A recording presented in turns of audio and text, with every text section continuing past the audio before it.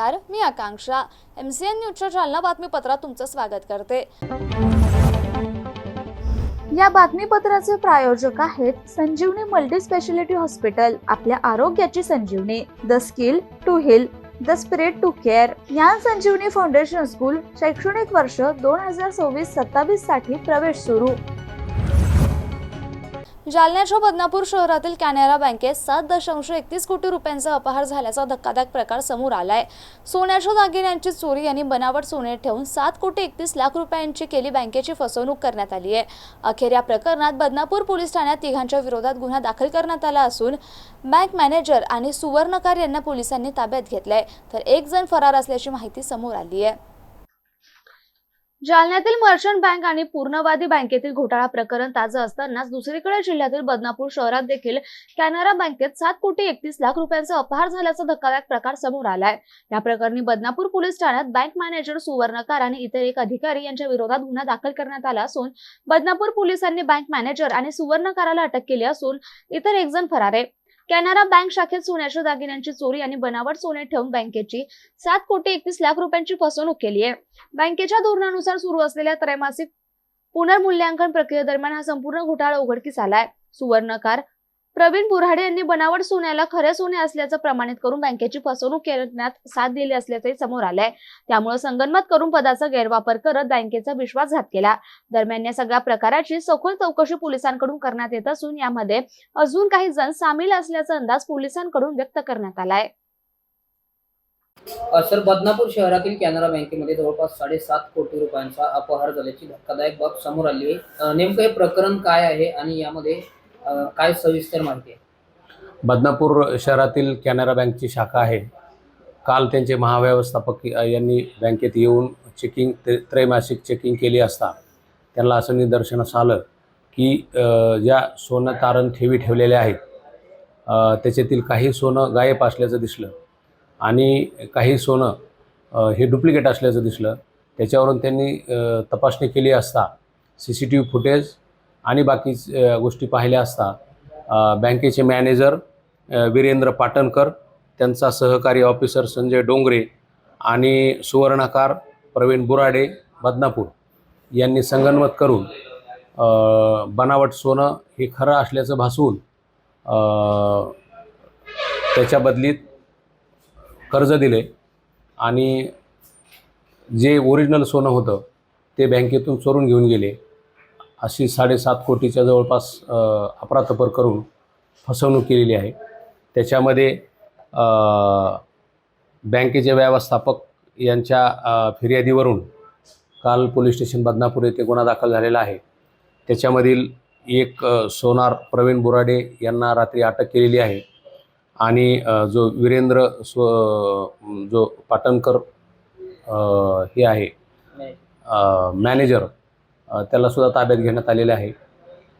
आज त्यांची PCR घेऊन पुढील तपासामध्ये कोण अजून याच्यात सामील आहे याचा तपास घेऊन कारवाई करीत आहोत।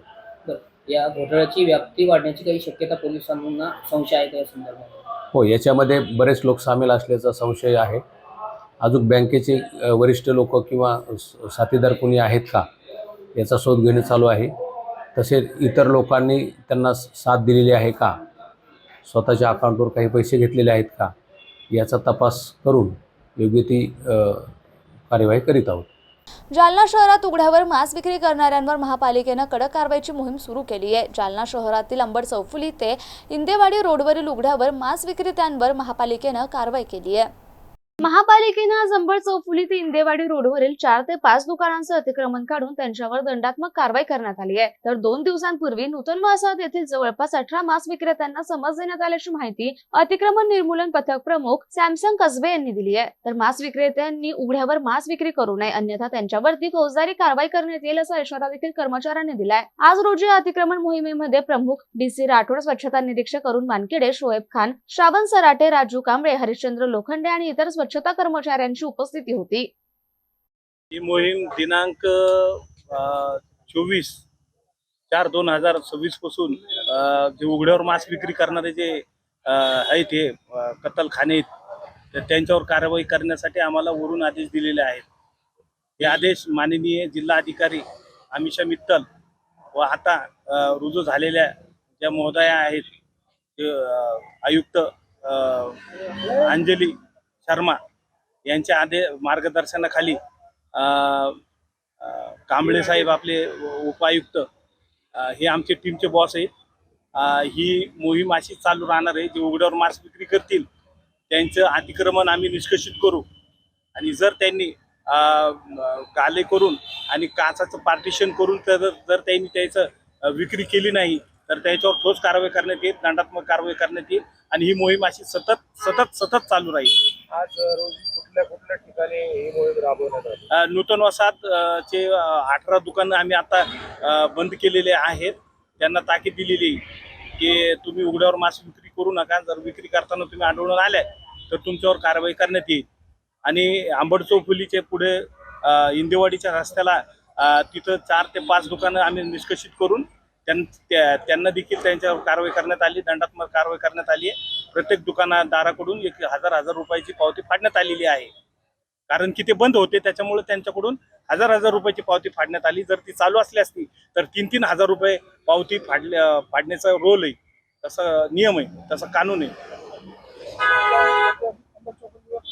आणि आंबड चौफुलीचं पण आता इथं हे चालू भाषेत मी याचं जे होतं त्यांना बार सांगून सुद्धा ते उघड्यावर मांस विक्री करीत होते चिकनचं, तर त्यांना देखील आम्ही बोललेलो आहोत आणि त्यांचं देखील हे अतिक्रमण निष्कर्षित केलेलं आहे. आंबड चौफुलीचं आम्ही नागरिकांना हीच आवाहन करून इच्छितो, जे मटण विक्री करणारे आहेत, बकर कसे असो या मटण शॉप असो किंवा बीफ शॉप असो, त्यांनी त्यांचं पार्टिशन करून उघड्यावर मांस विक्री करू नये. जेणेकरून उघड्यावर मांस त्यांनी विक्री केलं तर कायद्याने त्याच्यावर गुन्हा दाखल होणार आहे. माझं नाव श्यामसन कसबे, अतिक्रमण निर्मूलन पथक प्रमुख माझे साहेब DC राठोड ते प्रमुख आहेत, मी त्यांचा सहाय्यक आहे. हे बाजूला उभा आहेत ते. जालना शहरातील भक्तेश्वर नगर झोपडपट्टी भागातील नागरिकांसाठी एक महत्त्वाची आणि दिलासादायक बातमी समोर आली आहे. अनेक वर्षांपासून प्रलंबित असलेल्या टॅक्स पावतीच्या प्रश्नावर आता मार्ग मोकळा झाला असून स्थानिक पातळीवर पुढाकार घेत या समस्येवर तोडगा काढण्यात येतोय. जालना शहरातील भक्तेश्वर नगर झोपडपट्टी परिसरातील नागरिकांना मूलभूत सोयी सुविधा मिळाव्यात या मागणीसाठी स्थानिक नागरिकांनी दत्ता गुले पाटील यांच्या माध्यमातून माजी आमदार कैलास गोरंट्याल यांना निवेदन सादर केलंय. यावेळी नेताजी सुभाषचंद्र बोस सेनेचे संस्थापक अध्यक्ष रतन आसाराम लांडगे यांनी नागरिकांना महत्त्वाची माहिती दिली. त्यांनी सांगितलं की भक्तेश्वर नगर भागातील टॅक्स पावती संदर्भात दशरथ लांडे यांनी महापालिकेत दिलेला अर्ज मागे घेण्याची हमी देण्यात आली आहे. या निर्णयामुळे आता या परिसरातील नागरिकांना टॅक्स पावती मिळण्याचा मार्ग मोकळा झालाय. टॅक्स पावती सुरू झाल्यानंतर नागरिकांना PR कार्ड सुद्धा उपलब्ध होणार असल्याने शासकीय योजनांचा लाभ घेणं अधिक सुलभ होणार आहे. अनेक वर्षांपासून प्रलंबित असलेला हा प्रश्न मार्गी लागल्यामुळे नागरिकांमध्ये समाधान व्यक्त होत आहे. याशिवाय परिसरातील रस्ते, नाल्या आणि पिण्याच्या पाण्याच्या पाईपलाईन सारख्या मूलभूत समस्या सोडविण्यासाठी शासन स्तरावर पाठपुरावा करण्याचं आश्वासनही रतन लांडगे यांनी दिलंय. या सर्व घडामोडींमुळे भक्तेश्वर नगर परिसरातील नागरिकांमध्ये आशावाद निर्माण झाला असून लवकरच त्यांच्या समस्या सुटतील अशी अपेक्षा व्यक्त केली जाते. भक्तेश्वर नगरमधील प्रलंबित प्रश्न सोडवण्यासाठी स्थानिक पातळीवर सुरू झालेल्या प्रयत्नांना यश येते का हे पाहणं महत्त्वाचं ठरणार आहे. सध्या मात्र नागरिकांना दिलासा मिळाल्याचं चित्र आहे. मी नेताजी सुभाषचंद्र बोस संघटनेचा संस्थापक अध्यक्ष रतन आसाराम लांडगे. आज आम्ही BJP यांचे नेते कैलासजी गोरंट्याल यांना भक्तेश्वर नगरच्या महिला यांनी जाऊन आमंत्रण केलं होतं की आमच्या वस्तीमध्ये साहेब येऊन आमचे काही बी प्रश्न असतील ते आमचे सॉल्व्ह करा. पण काही दुःखाच्या कारणाने ते आले नाही, तर त्यांच्या PAला त्यांनी पाठवलं. आम्ही त्यांच्या PA समोर निवेदन मांडलं की आम्ही इथं पूर्वीपासून राहतो, आमच्या बापदादाची कुळची जमीन आहे, आमच्या जमिनीचे कोर्टामध्ये केस चालू आहे आणि महानगरपालिकेने जे जालन्याला जे अर्ज यादव गोपाल ह्या माणसाने अर्ज दिलेला आहे की 474 मध्ये पत्राच्या शीटचे अतिक्रमण केले आहे, याची चौकशी करून अहवाल देणे महानगरपालिकेला. तर त्या लोकांना आम्ही पूर्वीचे प्लॉट विकलेले आहे बॉन्डवर, नोटरीवर, आणि त्यांनी त्या राहत्या जागेवर त्यांनी 20-25 लाख रुपये लावून ते घर उभारलेले आहे, राहत आहे. ते मालकी हक्कीची जमीन आहे. आमच्या नावावर जुनी रजिस्ट्री आहे. काही लोकांनी काळा बाजार करून त्यांनी पहिले ऑनलाईन जमीन नव्हती, त्यांनी काळा बाजार करून त्याच्या नावावर रजिस्ट्री करून घेतलेली आहे, सातबारा नाव करून घेतलेले आहे. तरी शासनाला आमची कोर्टामध्ये केस चालू आहे. आणि या गोरगरीब लोकांवर अन्याय अत्याचार होऊ नये.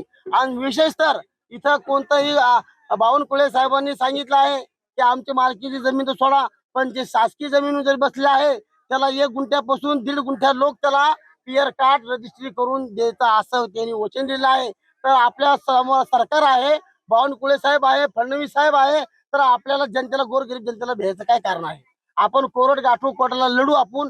आणि असे गुंडे बदमाश शिवसेने जे जमीन माफिया आहेत त्यांना हेच काम आहे, लोकांची जमीन उघडायची आणि कोटीमध्ये विकायची. तर त्या शासनाने या जमीन माफियावर ताबडतोब गुन्हा दाखल करून सनी यांची कारवाई करा. आणि ही केस पोलीस स्टेशनची नाहीये. पोलीस शासनाला पोलिसांना इथं यायचा अधिकार नाहीये. ज्या वेळेस बलात्कार, खून, मर्डर, भांडण तडण होतं त्यावेळेसही पोलीस त्याचा अभिषेक घेते. जमिनी मंडळ वाद असतो तो कोर्टाचा असतो. तर आमची नम्र विनंती आहे पोलिसांना पण ह्या जमिनीमध्ये हस्तक्षेप तुम्ही करू नये आणि गोरगरिबाला तुम्ही त्रास देऊ नये. आणि गुंडे कोण आणि जमिनी माफिया कोण तुम्ही कथाही येऊ नये. तर तुमचाही आम्ही निषेध करू. हे आम्ही 100% हे भक्तेश्वर नगरच्या लोकांनी आम्ही हे निश्चित केलं आहे. आणि जे काही आमच्या चुलत्यांनी महानगरपालिकेमध्ये अर्ज दिलेला आहे की या कारणामुळं की कोणाच्या टॅक्स पावत्या होऊ नये, तरी बी 30 ते 40 टॅक्स पावत्या झालेल्या आहेत. पण ते अर्ज दिल्यामुळं काही लोकांच्या टॅक्स पावत्या होत नाही. म्हणून सनी तो अर्ज वापस घ्यायची आम्ही हमी घेतली आहे.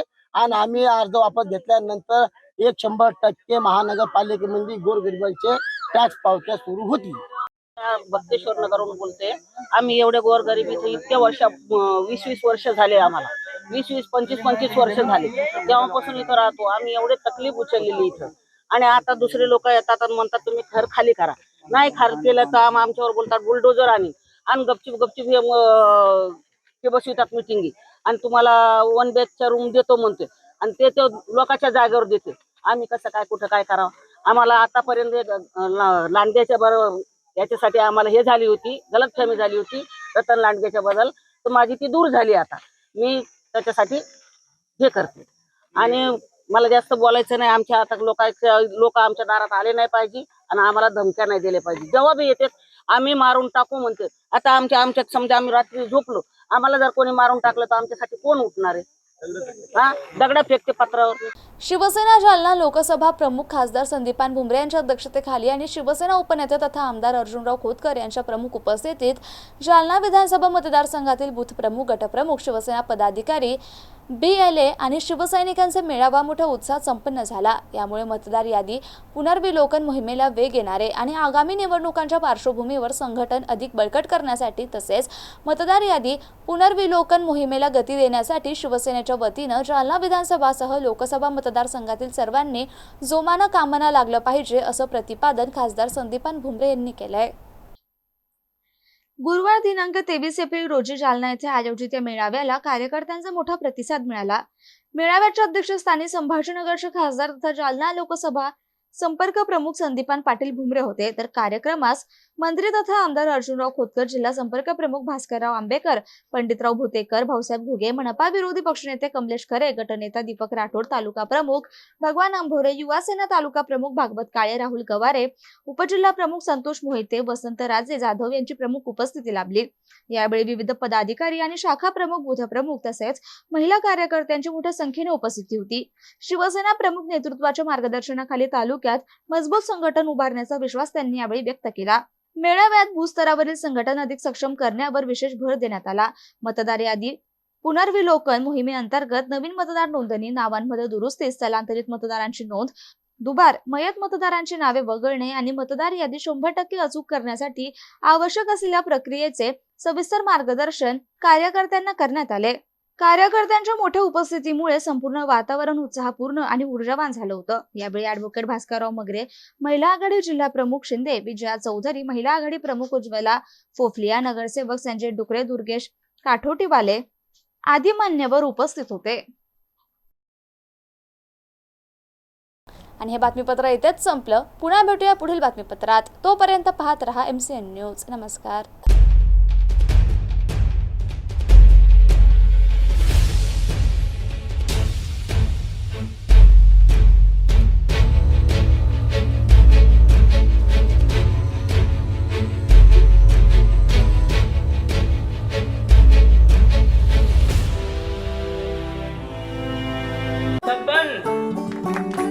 कलेक्टर साहिबा के हाथों से इनामी घर मिल रहा है। आपका घर बहुत सुंदर होगा ना? अरे नहीं बेटा, हम तो बहुत छोटे आदमी हैं। चाचू डोंट वरी, मैं बड़ी होकर आपके लिए और सबके लिए मजबूत और सुंदर घर बना के दूंगी। कालिका सरिया लाना मत भूलना। कालिका TMT सरिया कंक्रीट से करे मजबूत जोड़ और भूकंप, संग, आग से लड़कर घर को दे दीर्घायु। कालिका सरिया मैं भूली नहीं। बेटिया आप कलेक्टर। कालिका TMT, फैसला जो मजबूत हो। संजीवनी मल्टी स्पेशालिटी हॉस्पिटल, ऋषी पार्क, अंबड चौफुली, जालना।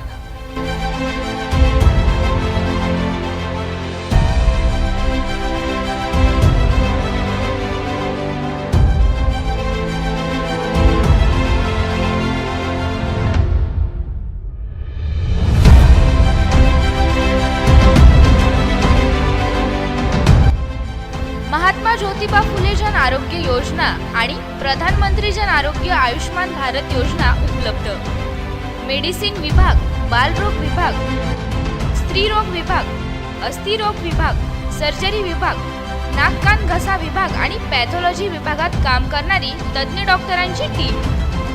उपलब्ध सुविधा ICU, NICU, जालना शहरातील अद्ययावत Ultima of 100 with stent boost cath lab, modular operation theatre, dialysis विभाग, cardiac care unit CCU, angiography सुविधा, एंजिओप्लास्टी सुविधा, 24 तास अत्यावश्यक सेवा आणि कार्डियक ॲम्ब्युलन्स उपलब्ध। महाराष्ट्र पोलीस कुटुंब आरोग्य योजनेसह सर्व आरोग्य विमा कंपन्यांचे कॅशलेस उपचार। संजीवनी मल्टी स्पेशालिटी हॉस्पिटल, आपल्या आरोग्याची संजीवनी।